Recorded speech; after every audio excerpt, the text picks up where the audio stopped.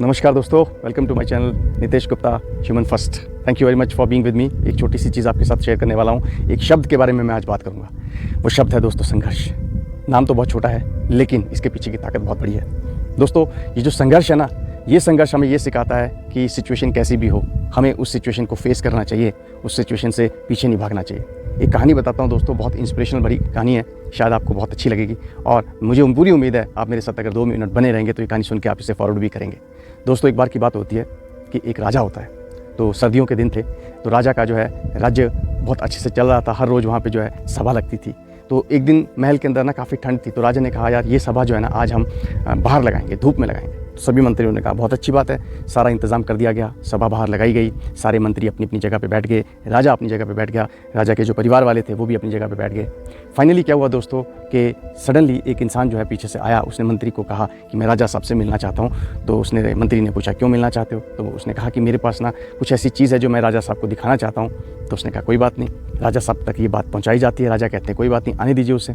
तो राजा साहब के पास वो इंसान जाता है। जाने के बाद वो कहता है राजा साहब को, राजा साहब मैं ना आपको एक चीज़ दिखाना चाहता हूँ। मेरे पास ना 2 हीरे जैसी चीज़ें हैं। इनमें एक जो है एग्जैक्ट हीरा है, सच पक्का हीरा है, मतलब डेफिनेटली हीरा है, और एक जो है ना वो कांच है। मैं आपसे एक छोटी सी चीज़ करता हूँ, गुजारिश करता हूँ। एक्चुअली मैं बहुत लोगों के पास गया, मुझे इसमें पता है कि कौन सा हीरा जो है वो एक्चुअली हीरा है और कौन सा हीरा जो है वो हीरा नहीं है, वो ग्लास है। पर शर्त एक है राजा साहब कि अगर आपने बता दिया तो मैं ये हीरा आपको दे दूंगा और आप अपने राज्य में इसको जमा कर सकते हो। लेकिन अगर आप ठीक से नहीं बता पाए, या आप इसमें किसी की भी हेल्प ले सकते हो, नहीं बता पाए तो फिर आपको उतना ही पैसा देना पड़ेगा जितना ये हीरे की कीमत है। और मैं ऐसा बहुत सारे राज्यों में करके आया हूँ, तो मैं अभी तक तो जीतता ही आया हूँ। तो राजा को थोड़ा सा इसमें ईगो भी लगा कि नहीं भैया, अब ये मेरे पास आया तो मुझे तो जीतना है, मैं तो सही बताऊँगा। पर राजा ने उसको खुद देखा, 2 जो हीरे जैसी चीज़ें थी, राजा को समझ नहीं आया। पर क्योंकि उस इंसान ने कहा था आप किसी की भी हेल्प ले सकते हो, तो राजा ने सभी को कहा कि आइए भैया, सब अपना अपना दिमाग लगाइए। सारे के सारे लोग आए, बुद्धिमान मंत्री भी आए, लेकिन कोई भी जो है इस चीज़ का हल नहीं कर पाया। उतने में क्या होता है दोस्तों कि एक इंसान पीछे से किसी मंत्री को कहता है कि क्या मैं ये चीज़ कर सकता हूँ? तो मंत्री कहता है क्यों नहीं यार, राजा तो वैसे ही सबको बुला रहे हैं। लेकिन वो जो इंसान होता है ना, वो अंधा होता है। अब ये चीज़ जो है सबको सरप्राइज़ करती है, लेकिन राजा तक खबर पहुंचाई जाती है कि एक अंधा भी इस चीज़ को टेस्ट करना चाहता है। तो राजा कहता है भैया सबने देख लिया लेकिन कोई बता नहीं पाया, चलो इस अंधे को भी बुला लो। अंधा आता है। अंधा 2 मिनट उन दोनों चीज़ों को देखता है, अपने हाथ में लेता है और ये कहता है राजा साहब को कि राजा साहब 100% ये जो मेरे राइट हैंड में जो हीरा है यही सच्चा हीरा है, बाकी लेफ्ट हैंड वाला हीरा जो है वो हीरा नहीं है, वो कांच है। तो राजा कहते हैं आर यू श्योर? वो कहता है मैं 101% श्योर हूँ राजा साहब, अगर मैं गलत बोल रहा हूँ ना तो आप शायद मुझे फांसी पे लटका सकते हैं। तो राजा उसका कॉन्फिडेंस देख के ना उस इंसान को जो कि वो हीरे लेके आया होता है उससे कहता है कि देख भाई, ये तो इंसान अपनी जान भी देने को तैयार है, तो मेरे को इस पर विश्वास है, ये ठीक बोल रहा होगा। तो वो जो बंदा होता है जो ये 2 हीरे ऐसी चीज़ें लेके आया होता है, वो घबरा जाता है, बोलता है राजा साहब बिल्कुल ठीक कहा इस इंसान ने। बट सब लोग घबरा जाते हैं, यार एक अंधा कैसे बिना देखे ये जज कर सकता है कि कौन सा सच्चा हीरा और कौन सा जो है वो कांच है? तो उससे पूछा जाता है, आप जानते हैं राजा उससे कहते हैं कि भैया तू बता, तेने कैसे पता किया? बड़ी सरप्राइजिंग सी चीज़ बोलता है वो, और बड़ी अच्छी चीज़ बोलता है राजा साहब आप सभी धूप में बैठे हैं, इतनी देर से ये हीरा और ये कांच दोनों धूप में है। तो याद रखिएगा दोस्त राजा साहब, जो हीरा होता है ना वो बाहर की गर्मी में भी ठंडा रहता है, और जो कांच होता है ना वो बाहर की गर्मी से गर्म हो जाता है। राजा बहुत खुश होता है इस बात को सुनकर, और इस बात से एक बहुत बड़ी सीख मिलती है। इस बात से एक बहुत बड़ी सीख लेते हैं सभी लोग वहाँ पे कि लाइफ में ना आपको हीरे जैसा बनना चाहिए। जितनी भी गर्मी हो, जितनी भी टफ सिचुएशन हो, आपको ना गर्म नहीं होना है, आपको ठंडा रहना है, कूल रहना है। मैंने आपको पहले ही कहा था, संघर्ष जो है ना वही इंसान लाइफ में आगे बढ़ सकता है संघर्ष करके, जो हर सिचुएशन में कूल रहे, हर सिचुएशन में अपना जो है टेम्परामेंट बना के रखे, हर सिचुएशन को बड़े कंफर्टेबल तरीके से हैंडल करे, उसमें ज़्यादा परेशानी ना हो, उसको ज़्यादा डिफ़िकल्टी से, ज़्यादा अजीब तरीके से उसे हैंडल ना करे। दोस्तों लाइफ में आपको बहुत सारे ट्रबल्स आएंगे, लेकिन आपको कूल रहना है, आपको रिलैक्स रहना है। इससे आप जो है उस प्रॉब्लम को सॉल्यूशन भी कर पाओगे और आप लाइफ में बहुत आगे जाओगे। नमस्कार दोस्तों, ग्रीड जो होती है ना, ग्रीड, लालच, इसका कोई अंत नहीं होता है। इसको आप जितना अपने पास रखेंगे ना, ये उतनी बढ़ेगी। दोस्तों ये कहते हैं ना कि जो इंसान संतुष्ट होता है वो चावल दाल खा के भी संतुष्ट रहता है, और जो इंसान संतुष्ट नहीं होता है उसे आप पनीर भी खिलाते रहिए, वो उसमें भी खुश नहीं रहेगा। दोस्तों एक कहानी बताता हूँ, बहुत बढ़िया, बहुत इंस्पिरेशन से बड़ी हुई कहानी है। एक गाँव में क्या होता है, एक सेठ होता है, बहुत अमीर सेठ होता है, शायद उस गाँव का सबसे अमीर सेठ वो होता है। तो एक दिन क्या होता है, सेठ की उम्र तकरीबन 70 साल होती है। वो थोड़ा सा ना परेशान सा होता है कि यार मेरे पास इतना पैसा है, लेकिन मैं कैलकुलेट तो करूँ कि मेरी कितनी जनरेशन जो है इससे सर्वाइव कर पाएगी। तो अपने अकाउंटेंट को बुलाता है, अकाउंटेंट को कहता है कि भाई एक बात देख, तो 2 दिन का टाइम ले और मेरे को 2 दिन बाद बता कि मेरे पास कितना पैसा है। अकाउंटेंट कहता है कोई बात नहीं।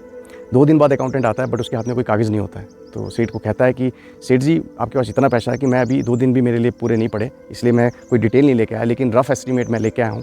और रफ़ एस्टीमेट ये है कि आपके पास ना इतना पैसा है कि आपकी 7 जनरेशन जो है ना आराम से बैठ के खा सकते हैं। सेठ जी कहते हैं कोई बात नहीं, 7 जनरेशन का तो तूने बता दिया, लेकिन मुझे एग्जैक्ट डिटेल लेके आना।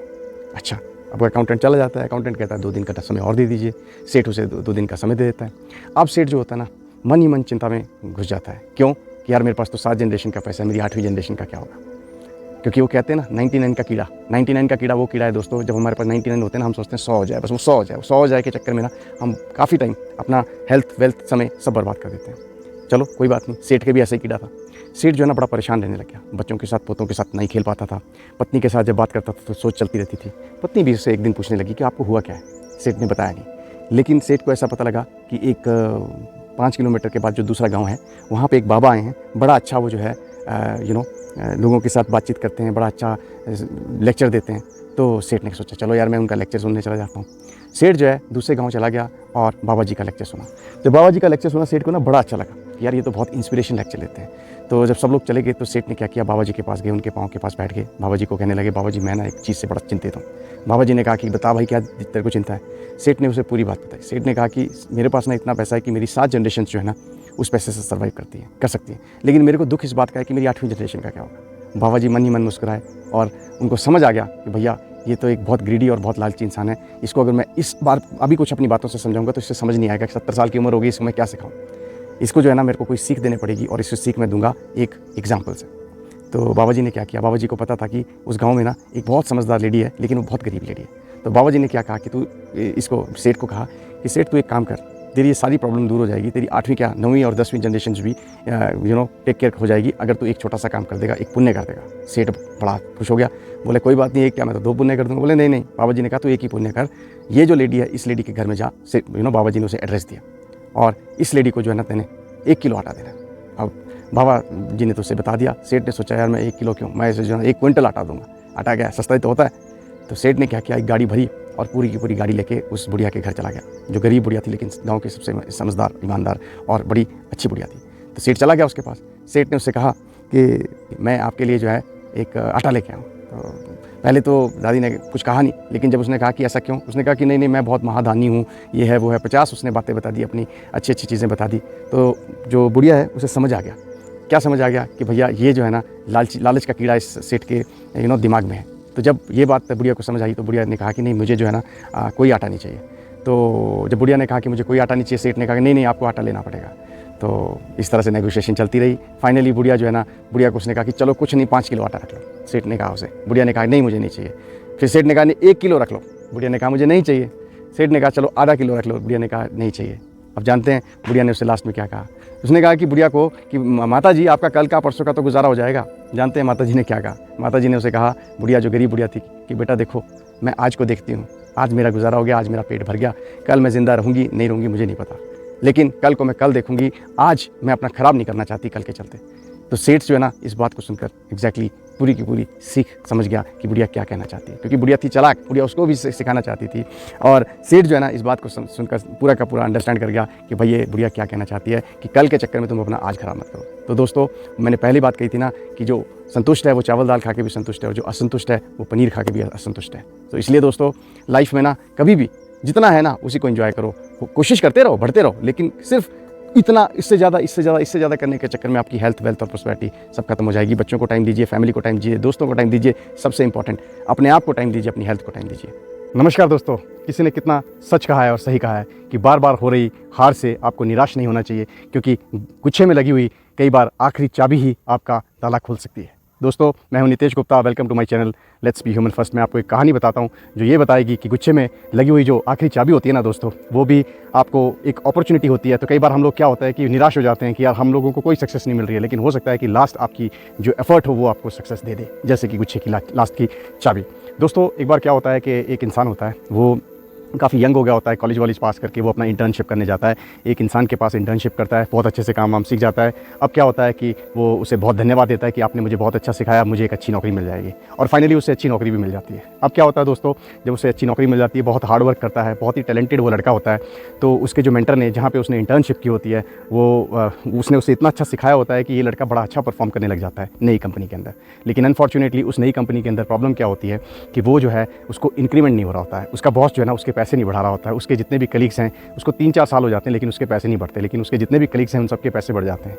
तो अनफॉर्चुनेटली ना बड़ा घबरा जाता है, बड़ा परेशान हो जाता है। तो उसे अपने मेंटर की याद आती है जहाँ पे उसने इंटर्नशिप की थी, क्योंकि उसके मेंटर ने उसे कहा था कभी भी कोई प्रॉब्लम होना तो मेरे पास आना, मैं तुम्हारी पूरी हेल्प करूँगा। तो उसने सोचा चलो मैं अपने मेंटर से मिलने जाता हूँ। तो वो अपने मेंटर से मिलने जाता है, उससे मिलता है, उसके पाँव वाँव छूता है, मेंटर उससे पूछता है और सब ठीक है। उसने सब पूरा डिटेल बताता है कि बहुत अच्छा चल रहा है, बस सिर्फ एक ही प्रॉब्लम है कि मेरे जो है ना पैसे नहीं बढ़ रहे, 4 साल हो गए, मेरी सैलरी वहीं की वहीं है। तो मेंटर जो है उसकी तरफ देखता है, बोलता है इतनी सी बात है। तो वो कहता हाँ ये आपके लिए छोटी बात होगी लेकिन मेरे लिए बहुत बड़ी बात है। तो मेंटर कहता है मैं ना एक तेरे को तरकीब बताता हूँ, एक छोटी सी चीज़ बताता हूँ कि कल जो है ना तू छुट्टी ले ले, कल तू ऑफिस नहीं जाएगा, ठीक है। क्योंकि क्या होता है कि कई बार जब बल्ब होता है ना, बल्ब अगर वो जल रहा है, ठीक है, तो उसकी वैल्यू किसी को पता नहीं लगती, लेकिन जैसे ही वो थोड़ा बुझने लग जाता है तो उसकी वैल्यू लोगों को पता लग जाती है। तो इस तरह से तू एक काम कर, छुट्टी ले ले। अब वो लड़का चला जाता है, अगले दिन छुट्टी ले लेता है, काम पे नहीं आता है। तो काम पे नहीं आता है तो उसका बॉस बड़ा घबरा जाता है, क्योंकि बहुत सारी चीज़ें ऐसी होती हैं जिसको वही कर पाता है। तो बॉस को ना रियलाइजेशन होता है कि हाउ इंपॉर्टेंट ही इज़, कि उसकी कितनी इंपॉर्टेंस है ऑर्गेनाइजेशन में। एक दिन वो लड़का नहीं आया तो कंपनी में कितना जो है काम स्लो हो गया। तो उसका बॉस उसे अगले दिन बुलाता है और बोलता है कि बेटा मैं तेरा जो है ना अप्रेजल कर रहा हूँ और तेरे पैसे भी बढ़ा रहा हूँ, तेरी डेजिग्नेशन भी बढ़ा रहा हूँ। लड़का जो है बहुत खुश हो जाता है, यार ये तो बड़ी ज़बरदस्त चीज़ बता दी मेरे मेंटर ने कि देखो सांप भी मर गया और लाठी भी नहीं टूटी, मेरे पैसे भी बढ़ गए, मेरी डेजिग्नेशन भी बढ़ गई और मैंने कुछ किया भी नहीं।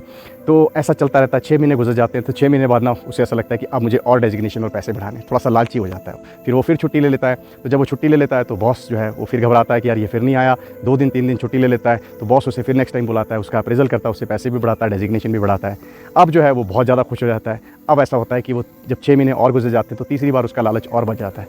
तो जो है वो फिर छुट्टी ले लेता है। लेकिन जब छुट्टी लेने के बाद जब वो वापस आता है तो वापस आने के बाद जब वो गेट पे अंदर जा रहा होता है तो उसको जो गेट कीपर होता है वो कहता है कि सर आप अंदर नहीं जा सकते, आपको नौकरी से निकाल दिया गया है। तो जब वो ये बात सुनता है ना बड़ा घबरा जाता है। वो बहुत कोशिश करता है अपने बॉस से बात करने की, लेकिन बॉस तक वो नहीं पहुंच पाता है, क्योंकि ऑफिस के अंदर बॉस होता है, बॉस उसका फ़ोन नहीं उठाता। अब वो क्या करता है लड़का, वो अपने मेंटर के पास जाता है, कहता है कि यार मैं उसके पास जाता हूँ, शायद वही मेरे को एक सॉल्यूशन दे। तो मेंटर को वो पूरी बात बताता है कि मैंने ऐसे ऐसे आपकी बात मान के 2 दिन में नहीं गया ऑफिस के अंदर, तो अगले दिन मेरे बॉस ने मेरी इंपॉर्टेंस जानी और मुझे जो मेरी अप्रेजल भी कर दिया, मेरे पैसे भी बढ़ गए, मेरी डेजिग्नेशन भी बढ़ गई। तो 6 महीने बाद मैंने फिर वैसा किया, फिर मेरे पैसे बढ़ गए, डेजिग्नेशन बढ़ गई। लेकिन 6 महीने के बाद मैंने फिर वैसा किया तो मुझे जो है नौकरी से निकाल दिया गया। तो उसने कहा कि देख बेटा, तूने सबसे बड़ी गलती पता क्या की, तू जब मेरे पास आया था तो तूने बात को आधा सुना था, तूने पूरी बात नहीं सुनी थी। बेटा एक चीज़ पूरी याद रखना कि बल्ब जो है ना जब जलता रहता तो उसकी वैल्यू होना हो, लेकिन कभी अगर बीच में एक आधी बार वो बुझेगा ना तो उसकी वैल्यू होती है। लेकिन अगर वो बार बार बुझने लग जाता है, जलने लग जाता है, तो उस बल्ब को रिप्लेस कर दिया जाता है। और वही तेरे साथ हुआ। तूने अगर मेरी पूरी बात सुन ली होती कि भैया लाइफ में हमेशा हमें भी लालची नहीं बनना चाहिए, लाइफ में जितना आप डिजर्व करते हो उतना अगर आपको मिल गया तो आपको वेट एंड वॉच करना चाहिए। क्योंकि जब आप किसी का अननेसेसरी और एक्स्ट्रा यूज़ करने की कोशिश करते हो तो शायद आपके पास जितना होता है वो तो जाता ही जाता है और फ्यूचर की जो आपकी अपॉर्चुनिटीज़ हैं वो भी खत्म हो जाती हैं। तो दोस्तों ये जो छोटी सी कहानी है हमें लाइफ में ये की शिक्षा देती है कि जो ग्रीड होती है ना, ग्रीड वो चाहे किसी भी चीज़ की हो, और स्मार्टनेस आप एक लेवल तक अच्छी होती है। अगर आप एक्स्ट्रा स्मार्ट बनेंगे, एक्स्ट्रा ग्रीडी बनेंगे तो हो सकता है दोस्तों जैसे इस इंसान की नौकरी गई, मैं नहीं चाहूँगा आपकी नौकरी जाए, बट लाइफ में आपको कोई भी लॉस हो सकता है। नमस्कार दोस्तों, रिश्तों को साथ रखने के लिए कभी कभी आपको अपने हक का भी त्याग करना पड़ता है, क्योंकि रिश्ते इतना जल्दी नहीं बनते जितना जल्दी वो टूट जाते हैं। दोस्तों एक कहानी बता रहा हूँ, और ये कहानी स्पेसिफिकली उन लोगों को ज़रूर सुननी चाहिए जिनके घर में कोई ना कोई प्रॉपर्टी को लेकर या कोई ना कोई रिलेशनशिप को लेकर इशू चल रहा है, और नहीं भी चल रहा है तो भी सुननी चाहिए, क्योंकि इसमें एक इतनी बढ़िया सीख है दोस्तों जो शायद आपकी लाइफ चेंज कर देगी। 2 मिनट की कहानी है, ध्यान से सुनिएगा। एक बार क्या होता है दोस्तों कि 2 भाई हुआ करते थे, एक का नाम था राम, एक का नाम था श्याम।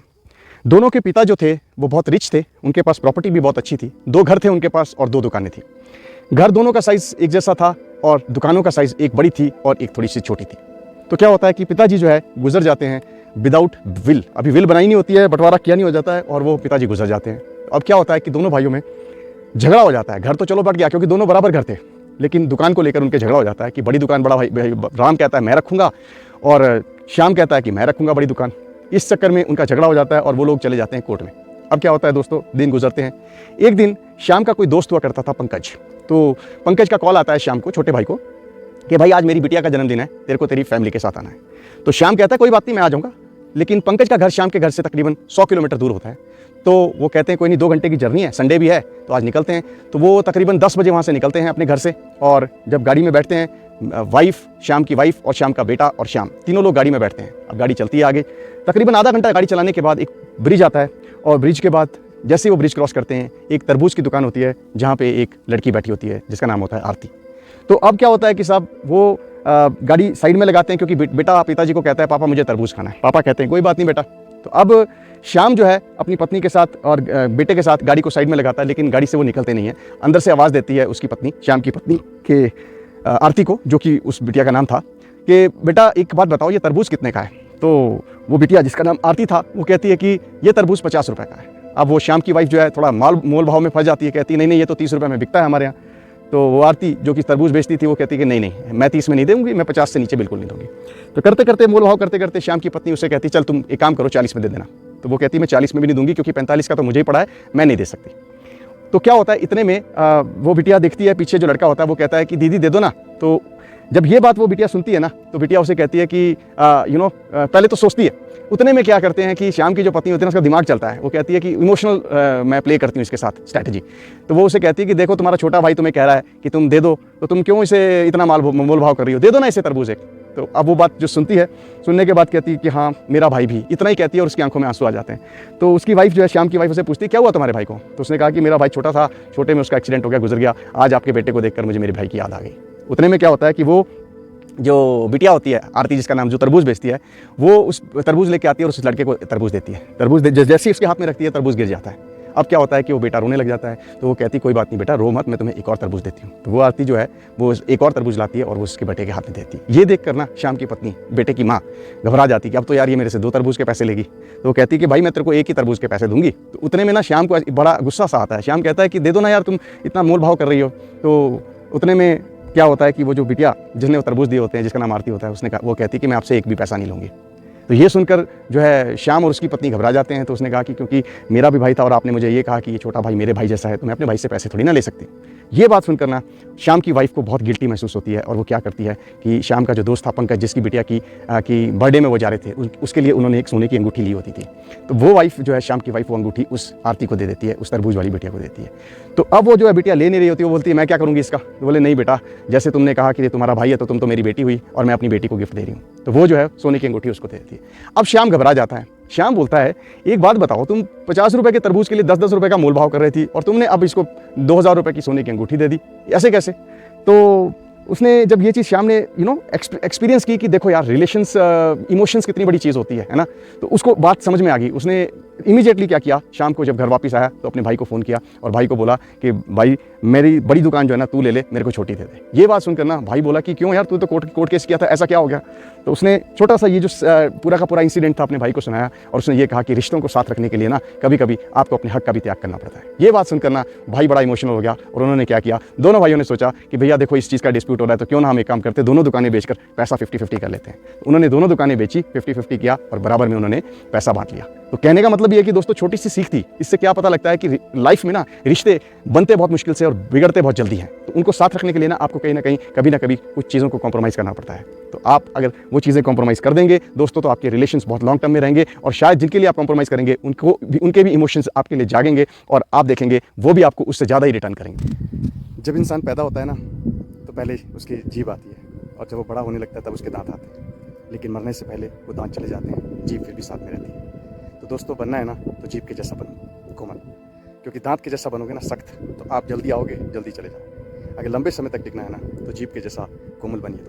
दोस्तों एक कहानी बताता हूँ, भगवान बुद्ध की कहानी है, बहुत ही बढ़िया और बहुत ही सीख से भरी हुई कहानी है। मैं एक आपसे सवाल करता हूँ, इनफैक्ट कहानी में ही वो सवाल आ जाएगा। चलिए कहानी शुरू करते हैं। एक बार क्या होता है कि भगवान बुद्ध होते हैं अपने शिष्यों के साथ ना, वो कहते हैं कि चलो यार थोड़ा टहलते हैं, बहुत अच्छा मौसम हो रहा है। तो वो भगवान जो है बुद्ध, वो अपने शिष्यों के साथ टहलने लगते हैं। बाद में कहते हैं कि चलो अब जो है पेड़ के नीचे बैठ जाते हैं। तो सब लोग पेड़ के नीचे, उनके जो शिष्य होते हैं सब बैठ जाते हैं। तो भगवान बुद्ध जो है सभी को कहते हैं देखो कितना आनंद आ रहा है। सभी को पूछते हैं कि आपको आनंद आ रहा है, सब बोलते हैं हाँ हमें बहुत आनंद आ रहा है। तो ऐसे ही एक शिष्य जो है वो अपनी बात करता है कि पहले ना मैं बहुत दुखी हुआ करता था, मैं इसीलिए जो है ना दुख को छोड़ने के लिए भिक्षुक बना हूँ और आपको मैंने ज्वाइन किया। तो भगवान बुद्ध को ना वो एक सवाल पूछता है कि भगवान मैं ना आपसे एक सवाल पूछना चाहता हूँ। भगवान बुद्ध बोलते हैं बताओ क्या सवाल पूछना चाहते हैं। तो वो पूछता है कि भगवान दुख क्या है। तो भगवान बुद्ध जो है उसकी आंखों में देखते हैं और थोड़ा सा मुस्कुराते हैं। वो कहते हैं यार मैं ना तेरे को ऐसे नहीं बताऊंगा कि दुख क्या है, मैं तेरे को एक ना छोटी सी स्टोरी बताता हूँ और बहुत बढ़िया स्टोरी है, शायद तेरे को सीख दे के जाएगी और तेरे को दुख का ऐसा मतलब समझ आएगा कि तू फिर कभी दुखी नहीं रहेगा। तो वो कहता है प्लीज़ बताइए। सारे जो चेले होते हैं भगवान बुद्ध के, वो कहते हैं प्लीज़ प्लीज़ सुनाइए, कहानी सुनाइए।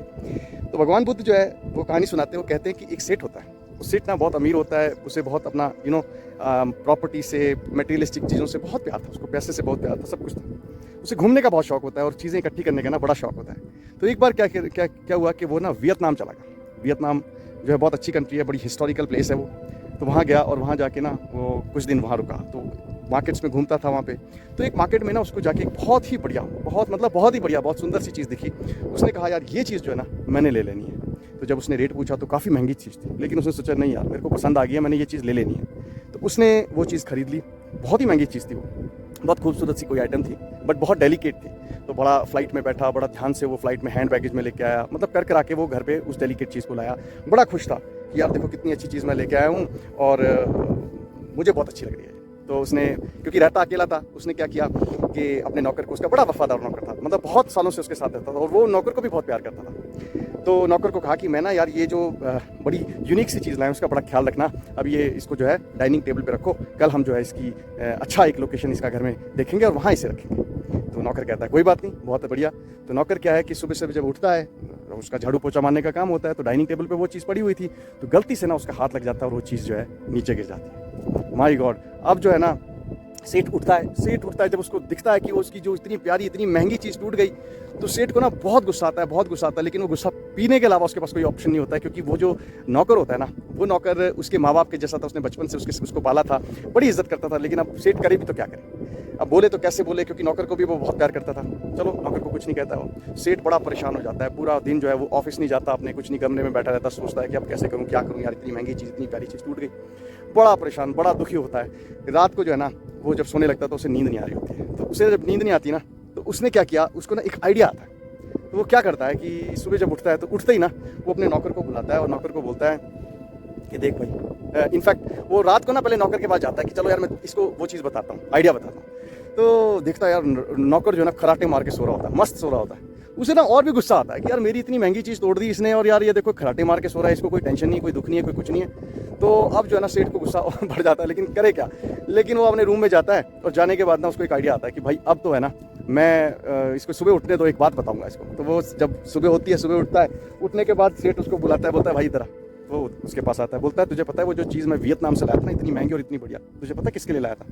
तो वो बोलता पता नहीं मेरे को सेठ, किसके लिए लाए थे? बोलता वो तेरे लिए लाया था। अरे बाप रे। जब वो नौकर ये बात सुनता है ना, बड़ा परेशान हो जाता है, यार इतनी ज़बरदस्त चीज़ मैंने तोड़ दी, ये वो। नौकर जो है सारा दिन परेशान रहता है, रात को नौकर को नींद नहीं आती है और सेठ जो है ना मस्त सो जाता है। तो आप मतलब ये कहानी छोटी सी कहानी है, लेकिन सीख क्या देती है कि दुख जो है ना वो एक विचार है, वो एक आइडिया है। दुख को है ना, जो उस विचार को अगर आप अपने दिमाग में रखते हो ना कि यार ये चीज़ हो गई, तो आपको दुख ही दुख रहेगा।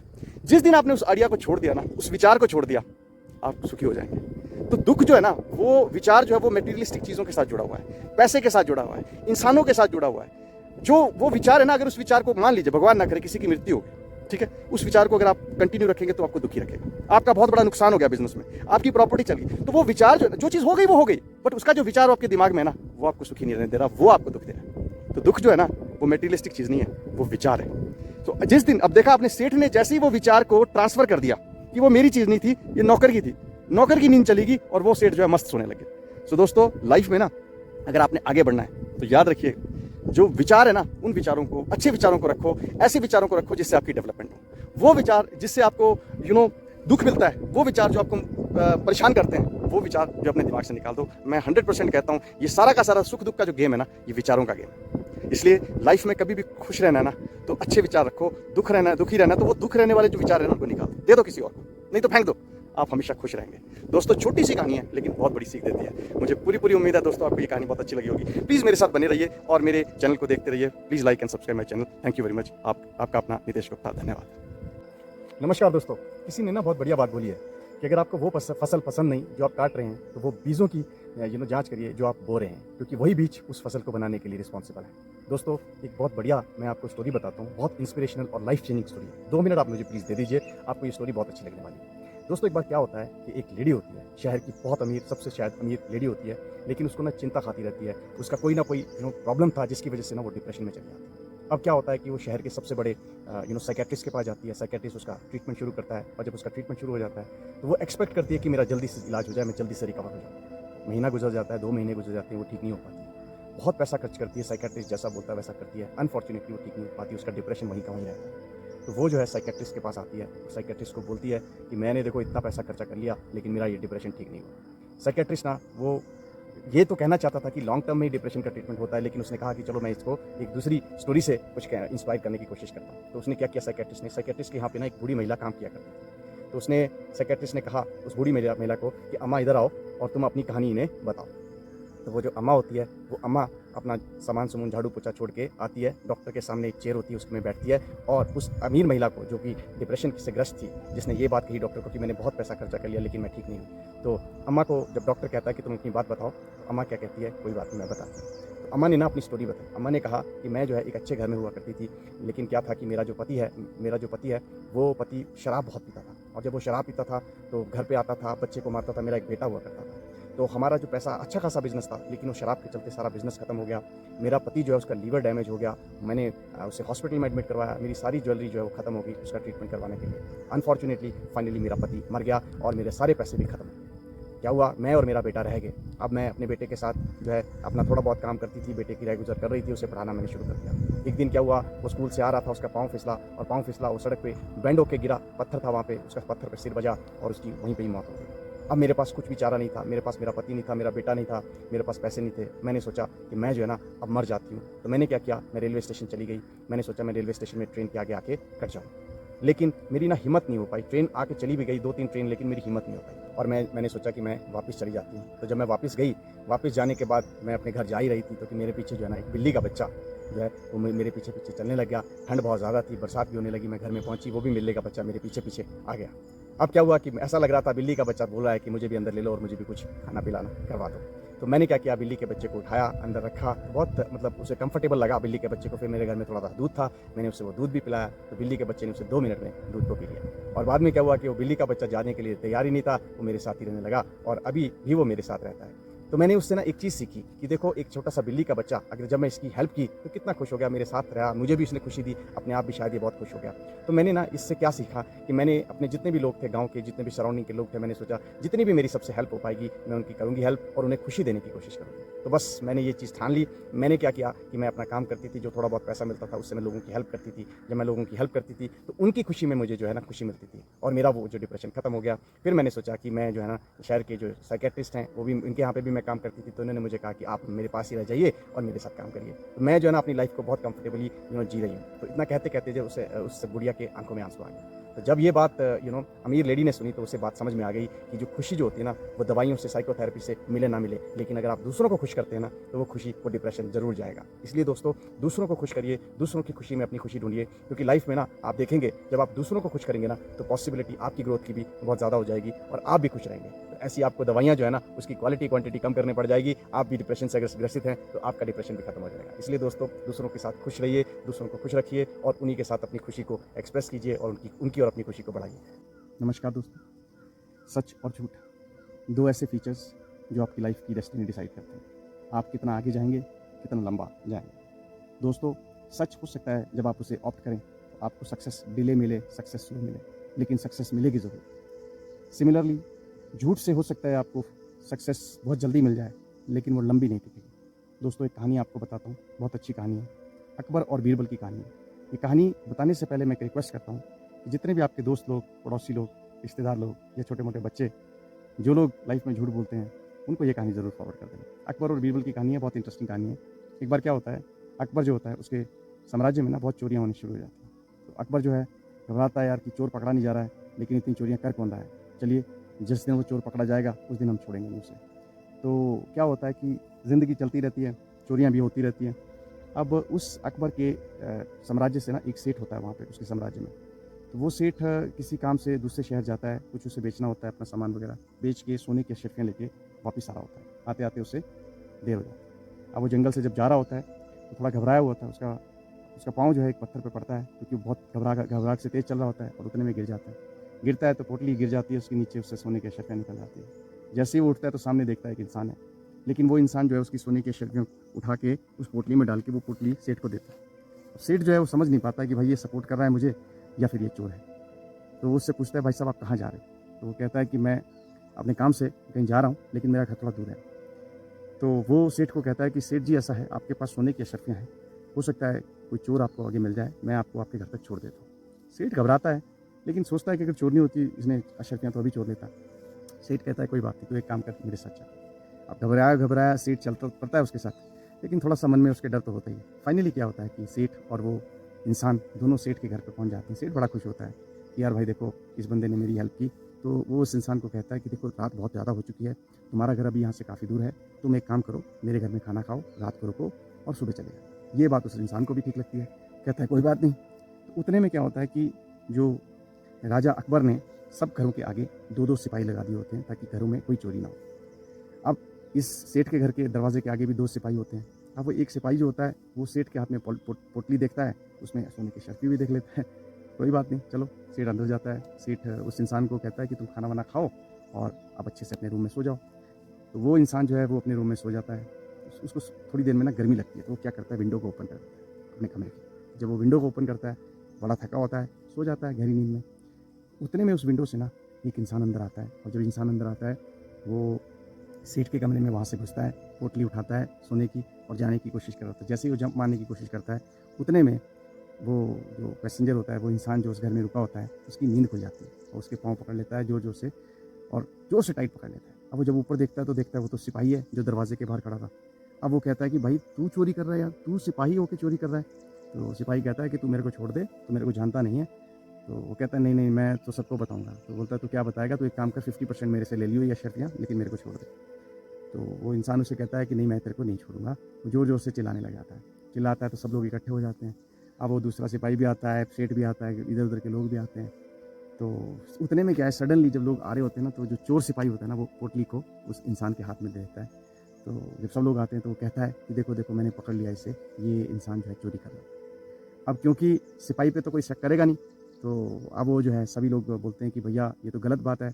जिस इंसान ने, सेठ ने तुम्हारी हेल्प की, तुम्हें खाना-वाना खिलाया, रूम भी दिया और तुम इसी के घर में चोरी कर रहे हो। वो बहुत समझाता है सबको कि मैंने कोई चोरी नहीं की, लेकिन कोई उसकी बात को सुनता नहीं। अब क्लाइमेक्स है दोस्तों, ध्यान से सुनिएगा। क्या होता है कि इस चोर को जो है ना, चोर तो कहाँ होता है, चोर तो सिपाही था एक्चुअली। बट क्या होता है कि अकबर के पास इसे लेके जाया जाता है इस आदमी को। ये आदमी कहता है अकबर को, अकबर साहब मैं सच्चे दिल से कहता हूँ, अपने बच्चे की कसम खा के कहता हूँ, मैंने चोरी नहीं की है, चोरी इस सिपाही ने की है। अकबर को ना कहीं ऐसा लगता है कि ये शायद सच बोल रहा होगा, लेकिन अब प्रूव तो करना है, रंगे हाथ तो यही पकड़ा गया है, कैसे हो सकता है। अकबर क्या करता है, अकबर कहता है कि देखो भैया ऐसा है, हमारे यहाँ पे सबसे तेज मंत्री हैं, वो है बीरबल। बीरबल जो है वो डिसाइड करेंगे कि तुम सच बोल रहे हो या नहीं बोल रहे हो। तो बीरबल को बुलाया जाता है। बीरबल जो है पूरी की पूरी बात सुनता है। उसे भी कहीं ना कहीं ऐसा लगता है कि यार अगर इस इंसान ने अगर चोरी करनी होती ना, तो ये तो पहले ही कर लेता, वहाँ पे जंगल में ही कर लेता, उसके घर पे क्यों आता है। तो बीरबल भी सोचता है कि कुछ ना कुछ तरकीब लगाने पड़ेगी भी, कि सच को मैं सामने लेके आऊँ। अब क्या होता है दोस्तों, ज़बरदस्त चीज़ है, ध्यान से सुनिएगा। बीरबल क्या करता है, एक तरकीब लगाता है। बीरबल जो है अपने उस राजा का जो माली होता है ना, माली, उसको बोलता है 2 मिनट इधर आ लेता है। तो बीरबल माली को लेके जाता है, उसके कान में कोई उसको स्ट्रैटेजी बताता है कि तने ऐसा करना है। अब वो जो माली होता है, माली अपने बच्चे को लेके आता है, क्योंकि बीरबल ने उससे कहा होता है कुछ। बच्चा जो है पेड़ के ऊपर, आम के पेड़ के ऊपर खड़ा होता है, बिठा देते हैं उसे, बोलते हैं आम तू चूसियो और तूने गिरने का नाटक करना है, गिर जाना है। इतने में क्या होता है कि सब लोग जब बाहर खड़े होते हैं, तो वो बच्चा जो है आम चूसते चूसते नीचे गिर जाता है, और जब आम चूसते चूसते नीचे गिर जाता है तो वो नाटक करता है बेहोशी का। सब लोग आते हैं, बीरबल भी आता है, माली भी आता है, वो सिपाही और वो ये जो इंसान जिसके ऊपर चोरी का ब्लेम किया था वो भी आता है, अकबर भी आता है, बीरबल, सब लोग आ जाते हैं। बोलते हैं अब ये बच्चा तो बेहोश हो गया, शायद इसको बहुत गहरी चोट लगी है, एक काम करते हैं, सेम सिपाही और वो इंसान दोनों को कहा जाता है कि तुम जो है इस बच्चे को लेके जाओ, और तब तक हम जो है डॉक्टर को लेके आते हैं, तुम इसे रूम तक लेके जाओ। अब इतने में क्या होता है, वो जो चोर सिपाही होता है ना, और ये इंसान जिसके ऊपर चोरी का ब्लेम लगाया गया था, इसके हाथ में वो बच्चा होता है, ठीक है। अब ये आपस में लड़का, वो इंसान चोरी, जिसके ऊपर चोरी का इंसान होता है, वो सिपाही को पूछता है, भाई तू झूठ क्यों बोल रहा है यार, क्यों मेरी ज़िंदगी बर्बाद कर रहा है, पैसे तो तू नहीं चोरे हैं। तो सिपाही को ये नहीं पता होता कि बच्चा बेहोश है, जो झूठ नाटक कर रहा है। उतने में वो कहता है, देख भाई ऐसा है, मैंने, मुझ पे कोई भी बात, मेरी बात को कोई टालेगा नहीं, और सब यही कहेंगे कि चोरी तूने की, क्योंकि मैं तो सिपाही हूँ और तू तो उसके घर में रुका था, और मैंने तेरे को रंगे हाथ पकड़ने का नाटक किया। उतने में क्या होता है कि जो बच्चा होता है ना, वो जाग जाता है। और बीरबल की जो तरकीब होती है ना वो काम करती है। बच्चा जाग जाता है, बच्चा सभी को बताता है कि ये जो इंसान है अभी आपस में इस तरह से बात कर रहे हैं। तो दोस्तों छोटी सी कहानी है, बच्चा हेल्प करता है उस सिपाही को पकड़वाने में बिकॉज ऑफ बीरबल की चालाकी। लेकिन at the end of the day summary क्या है इस कहानी की कि लाइफ में ना आप जितना मर्जी स्मार्ट बन लो, अगर आपने चोरी की है, अगर आपने झूठ बोला है, तो आप ज़्यादा लंबे समय तक टिके नहीं रहोगे, बने नहीं रहोगे। जो इंसान हमेशा सच बोलता है, चोरी नहीं करता है, वो हमेशा लंबा जाता है, दूर तक जाता है और हमेशा सक्सेसफुल होता है। दोस्तों मुझे पूरी उम्मीद है मेरी स्टोरी आपको अच्छी लगी होगी। Please like and subscribe my channel. Thank you very much. Have a wonderful day. धन्यवाद।